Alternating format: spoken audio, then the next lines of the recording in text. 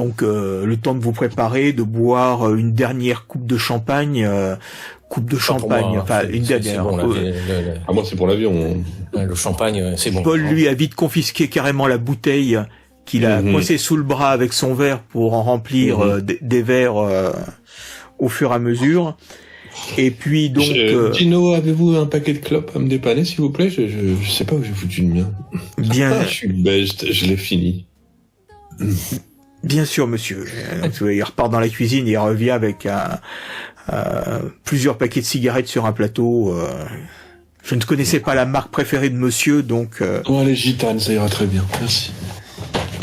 Elles sont plus légères que les autres.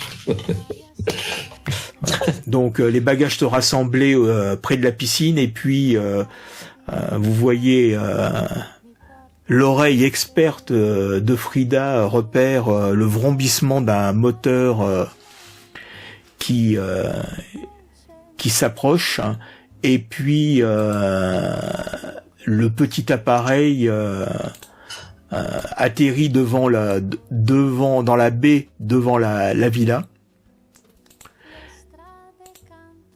Et le comte vous dit bon, on va pouvoir descendre jusqu'à la jetée.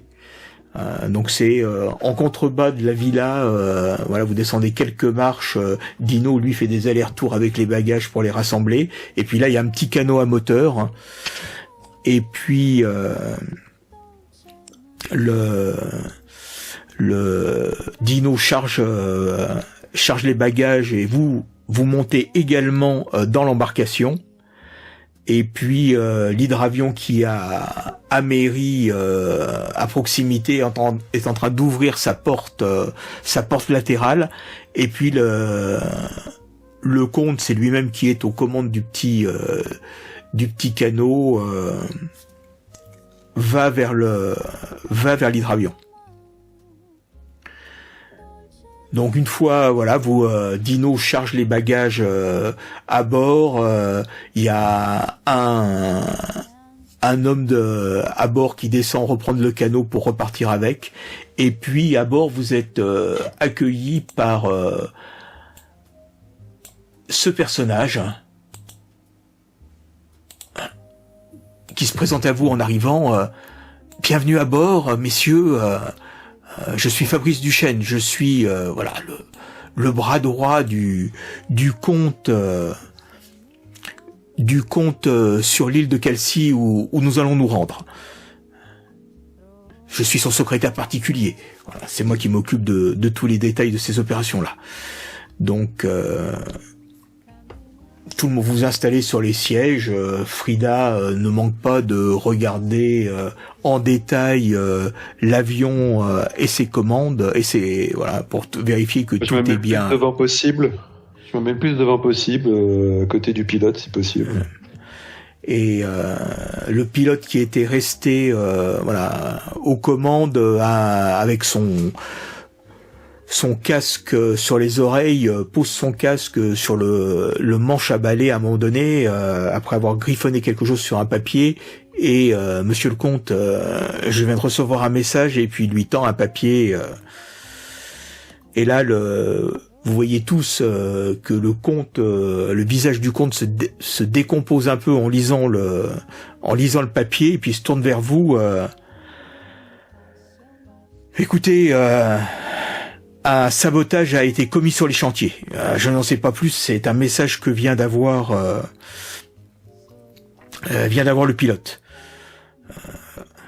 Donc Duchesne à côté a l'air très inquiet. Monsieur le comte, ce n'est pas très prudent de nous rendre sur l'île avec des invités dans ces conditions-là. Vous ne pensez pas que nous prenons des risques? Et là, vous voyez que le comte lui lance un regard noir. Et ce pauvre secrétaire va s'asseoir au fond de l'avion sans rien dire. Après avoir vérifié que vous étiez tous... Appeler la police ou des officiels pour enquêter? Nous allons voir de quoi il s'agit. Voilà. Le comte dit... Allons-y tout de suite. Je veux savoir ce qu'il en est. Voilà. Donc... le comte Del Marco s'assoit sur le siège du copilote. Le pilote comme... Je vais demander quand même au secrétaire comment dire, des sabotages de quel type? Je n'en sais absolument rien. C'était dans le message que vient de recevoir le comte. Il va falloir attendre d'être sur l'île, j'imagine, pour en savoir plus. Ce serait bien que les gens commencent à avoir plus d'informations quand on arrive. Comme votre venue sur l'île était prévue, nous avons décollé en fin de matinée pour venir jusqu'ici vous chercher. Mais voilà, donc le sabotage a certainement eu lieu. Je n'en sais pas plus, honnêtement. Mais ça veut dire qu'il y a des complicités dans l'île ou des gens que vous avez embauchés, mais qui vous font chanter. Pas possible. On peut tout imaginer. On peut imaginer des agents étrangers. Je sais pas, moi. Ben, je crois qu'on en a une à bord, mais bon, on va pas parler. Mais nous ne savons toujours pas de quoi il s'agit. Puis, ce qui est quand même curieux, c'est notre troupe. Enfin, je sais pas, nous ne sommes pas du tout des enquêteurs. Monsieur le comte, quelle est l'idée qui vous a pris de nous rassembler tous? Là, vous pouvez en parler. Vous pouvez en parler entre vous. Là, le comte, il est au poste de pilotage à la place du copilote avec le pilote. Les moteurs ont commencé à vrombir. Le bruit commence à augmenter dans la carlingue. Et puis là, vous voyez, l'avion se met.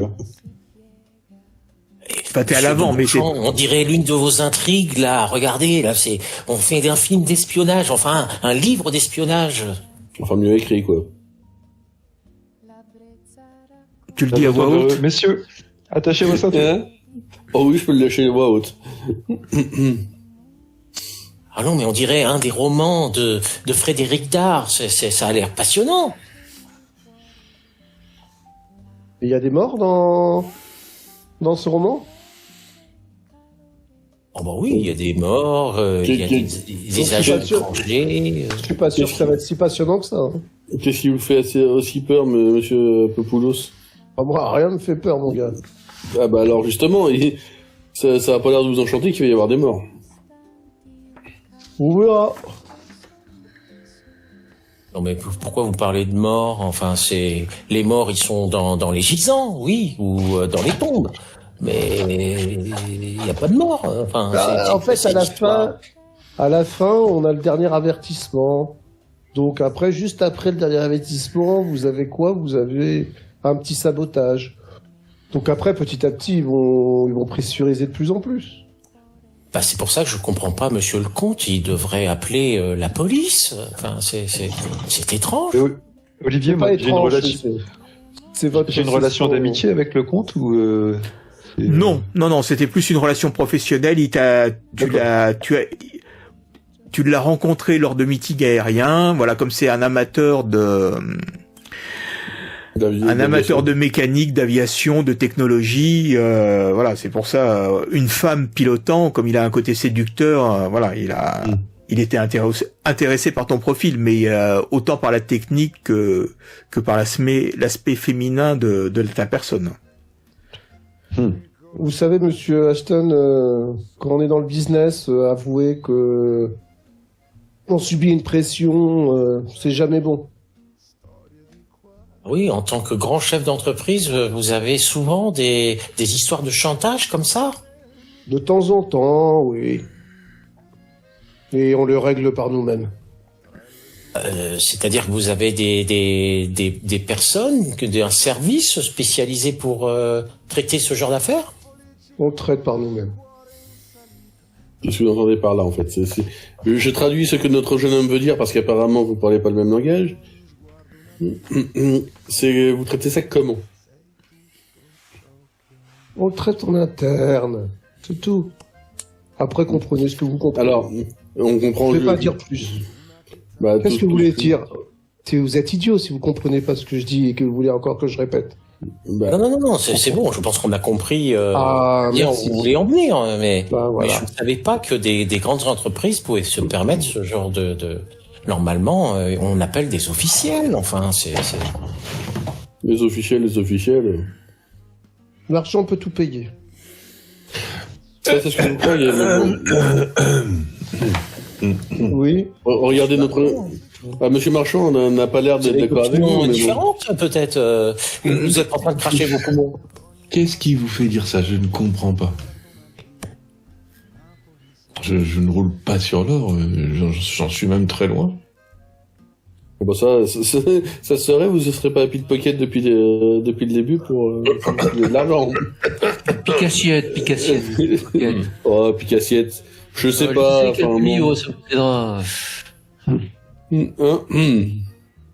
Et votre main baladeuse, elle a encore essayé de frôler la jambe à mademoiselle Backstrom. Mais je sens comme une pointe de jalousie, monsieur. Mais bon, je vois que effectivement, vous n'avez pas vos mains dans vos poches. Hein. Monsieur, sachez que je suis un homme libre avant tout. De votre temps, ouais, je comprends. Un homme libre. Est-ce qu'il sait sincèrement ce que coûte la liberté, cet homme? Ennuyeux. Ouais. Donc l'avion a pris son envol au-dessus de la mer et il se dirige vers l'île de Kelsey.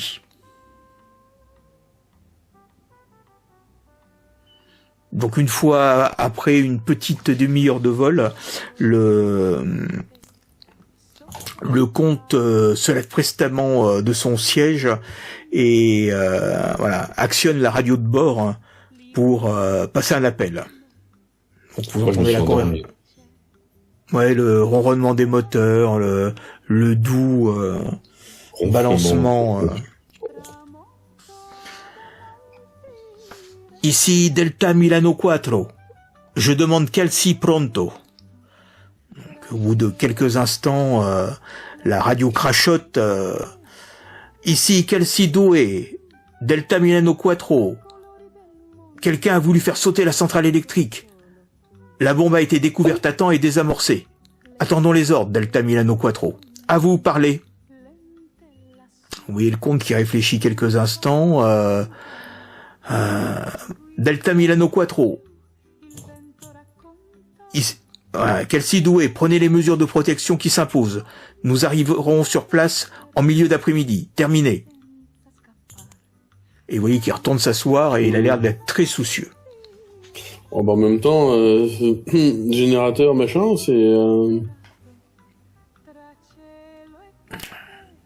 Donc les 3 heures que dure le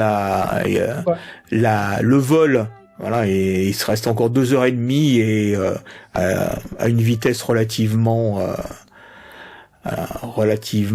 douce.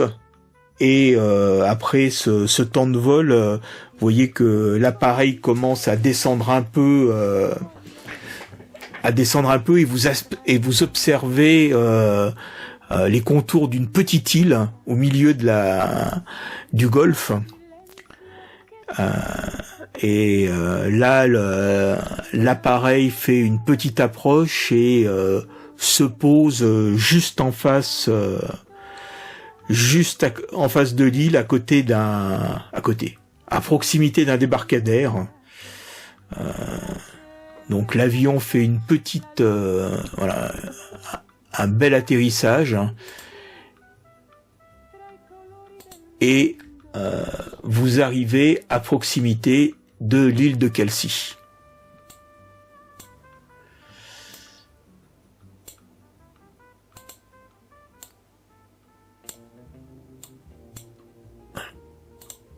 Donc l'hydravion, si on veut être... que je vous installe... Voilà.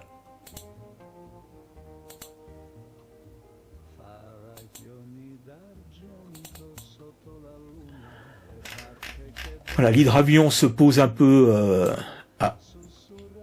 par ici. Qu'est-ce qui se passe? Ah bah c'est moi qui ai fait une bêtise. Voilà. C'est que je n'avais pas verrouillé le fond de carte. Qu'il soit proche du ponton, l'hydravion, je suppose. Bah pas complètement pour pas le toucher, et donc là c'est pareil, il y a un petit canot, il y a un petit canot qui arrive à proximité de de l'aéronef pour vous descendre. C'est gentil, avec quel flingue?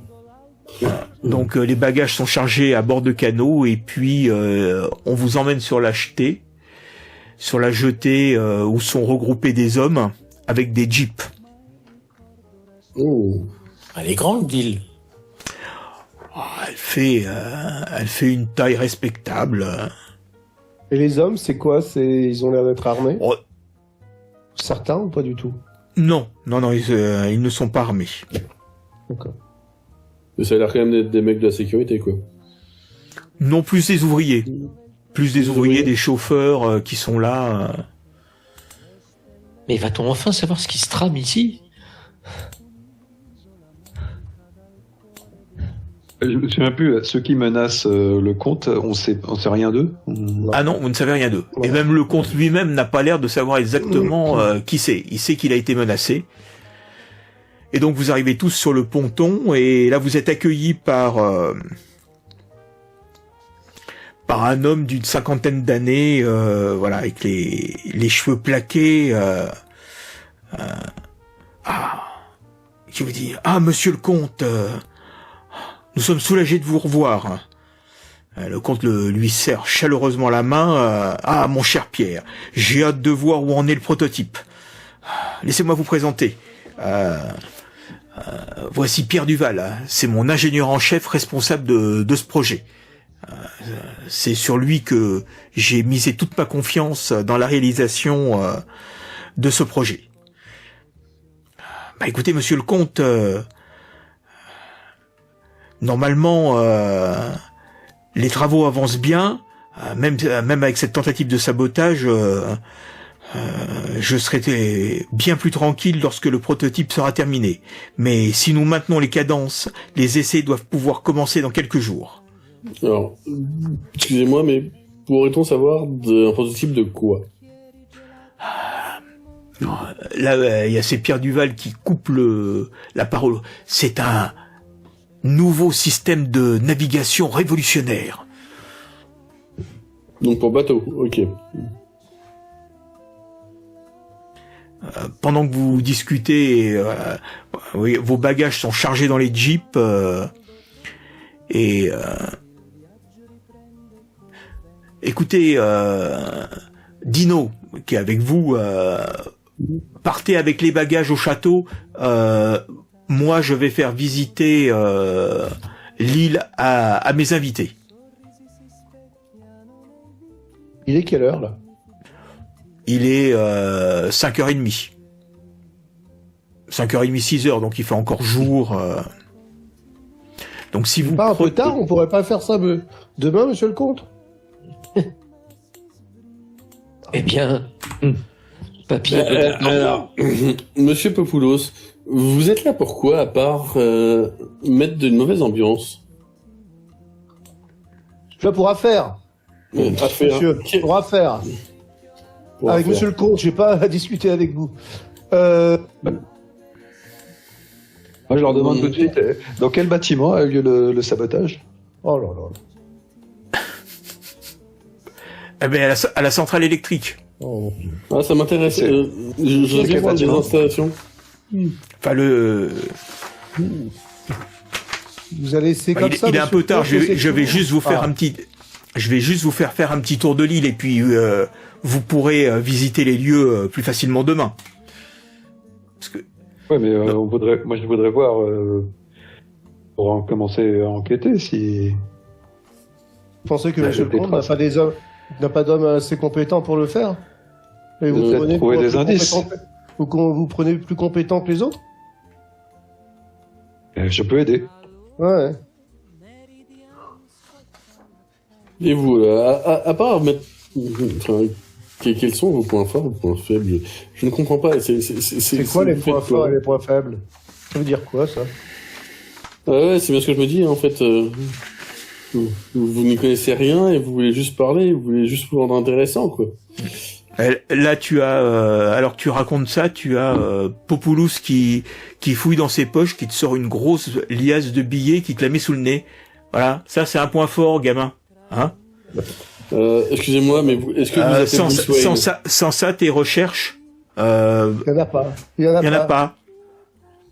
Bon allez, je parle pas avec les petits mots. Je vais voir Dino. Dino, si j'arrive à rattraper Dino, je prends et comme ça, je serai dans le château avant. Ça marche. Donc pendant ce temps-là, les autres s'assoient à l'arrière des jeeps ou à l'avant, comme vous voulez. Et puis le comte vous fait une petite visite des lieux pour que vous sachiez où vous vous trouvez. Donc après avoir pris les jeeps, donc vous vous engagez. Donc là, il y a un périmètre de sécurité qui est délimité par le pointillé. En fin de compte, c'est des grillages. Hein. Voilà. Sachant que les côtes de l'île sont assez accidentées. Donc, hormis les quelques endroits que vous voyez sur le plan qui sont un petit peu plus roses, qui correspondent à des plages, le reste c'est vraiment des rochers relativement déchiquetés, plutôt dans le style calanque, d'une 7-8 mètres de haut. Donc c'est très très difficile d'accès.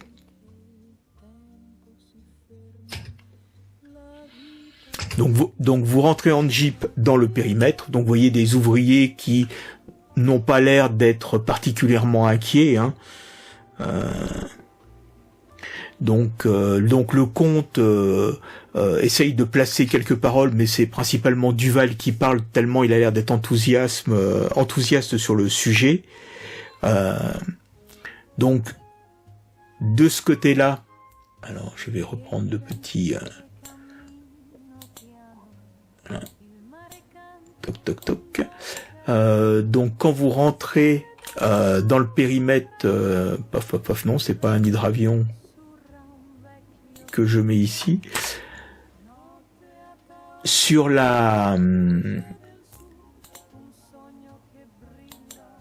votre droite, ce sont les bâtiments sur votre droite, sur votre gauche, pardon, les bâtiments des ouvriers, ce qui leur sert de réfectoire, de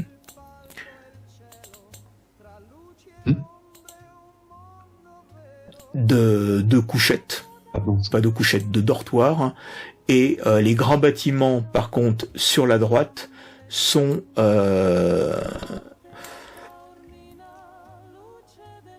les ateliers et les bureaux d'études. D'accord. Voilà. Donc vous traversez, vous voyez les ouvriers utilisés, et donc Duval vous explique tous les travaux qu'il a fallu pour mettre en place les dortoirs, voilà, que ça a été un gros travail, mais voilà, que maintenant les ateliers tournent à plein régime pour la fabrication du prototype. Et puis donc vous ressortez de l'enceinte, de la partie close. Donc là le comte prend la parole et vous explique que initialement il n'y avait pas du tout cette clôture et que c'est suite aux premières menaces qu'il a fait sécuriser le périmètre des travaux pour éviter des intrusions non désirées dans le périmètre de l'espionnage industriel et ce genre de choses. Donc ensuite, oui. Donc vous avez pris les premières menaces sérieusement? Pourquoi vous voulez pas prendre les dernières menaces aussi sérieusement? Je les ai prises plutôt pour des gêneurs. J'avais pas non plus envie que des journalistes, des photographes viennent nous embêter. Je tenais à ce que ce projet reste secret jusqu'à ce que le prototype soit montré au public. Donc c'était plus pour protéger le secret industriel que vraiment contre une menace telle que j'en reçois.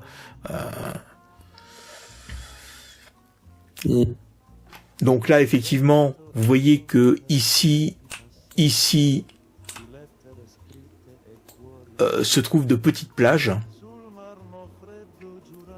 Voilà, et c'était ici les petites plages. Voilà. Donc où effectivement, entre les rochers, il y a une petite zone un peu plus, une petite zone sablonneuse qui permet de descendre jusqu'à la mer. Donc la Jeep, en fin de compte, fait le chemin ici. Voilà, vous voyez les plages. Vous passez devant le petit hangar qui abrite le générateur de l'île. Et puis ensuite, vous reprenez donc l'île et le château qui est construit est un peu sur une sorte de promontoire. La route fait un peu la route que vous empruntez ici est au pied de ce petit promontoire rocheux qui fait 5-6 mètres de haut. Voilà, donc le rocher, le château est construit un peu sur la partie la plus haute de l'île et domine complètement les installations qui sont en contrebas. Donc là, vous passez, vous remontez vers le château en passant dans un petit bois un peu sinistre, avec des arbres qui ont l'air d'avoir souffert beaucoup du vent, donc qui sont tous avec des formes un peu décharnées, des pins, parasols, bien que la nature a bien maltraité, et puis pas mal de maquis de végétation relativement basse. Et puis donc les jeeps n'arrêtent pas de... Voilà, les routes que vous empruntez, ce ne sont pas des routes, ce sont plus des pistes avec des nids de poules, des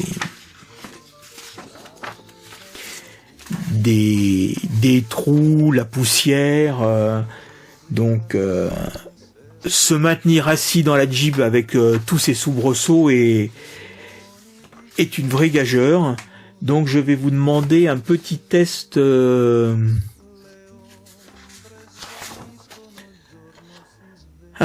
d'agilité, s'il vous plaît. Oh, bah ça. Mais moi je le fais. Non, parce que la route qui mène au château est un peu moins...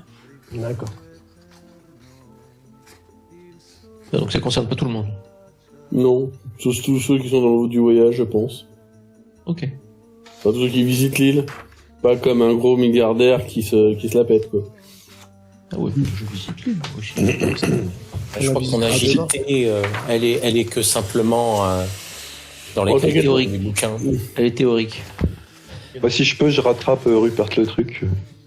Bah, c'est surtout le chapeau de Rupert que tu rattrapes parce qu'il le tenait, mais là dans un machin, dans un nid de poule, la tête s'est soulevée, le chapeau a décollé de sa tête et il a fallu toute l'agilité de Frida pour récupérer le chapeau au vol. Votre chapeau. Ah, merci. Tandis que dans l'autre véhicule où il y avait Gonzague et Kaldom, Gonzague qui commençait à avoir soif avait sorti sa petite... Oh non, je m'en suis mis partout. Oh. Non, tu t'en es pas mis partout, tu l'as renversé sur Aston. Ah, c'est pas grave. Oh, je suis désolé. Et je continue à boire. C'est quoi qu'il y a dans la fiole et quoi? Savoir quoi il sent. C'est pas de l'eau minérale. On a un alcoolo 2, putain, merde. Pas du tout, enfin. Est-ce que Paul Marchand s'est réveillé? Ou est-ce qu'il s'est rendormi dans la... Est-ce qu'il s'est rendormi dans la Jeep? Je pense qu'il s'est endormi dans son PC. Ou il est bien de mettre son micro. On t'entend pas, Marc. Oui, il a fond dans son personnage. Roleplay jusqu'au bout. C'est ça.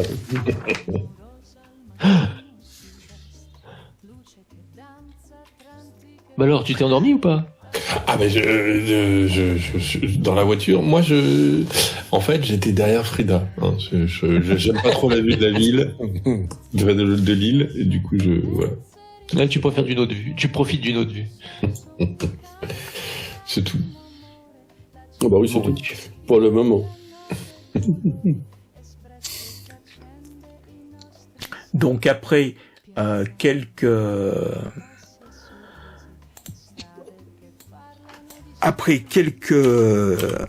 dizaines de minutes à visiter l'île, vous arrivez à proximité du château.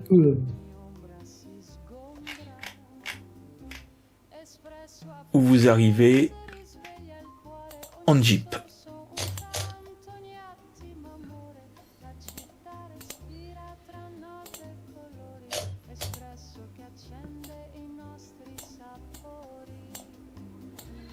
Donc là, vous voyez que les jeeps de Dino est déjà arrivé garé, que les bagages sont descendus.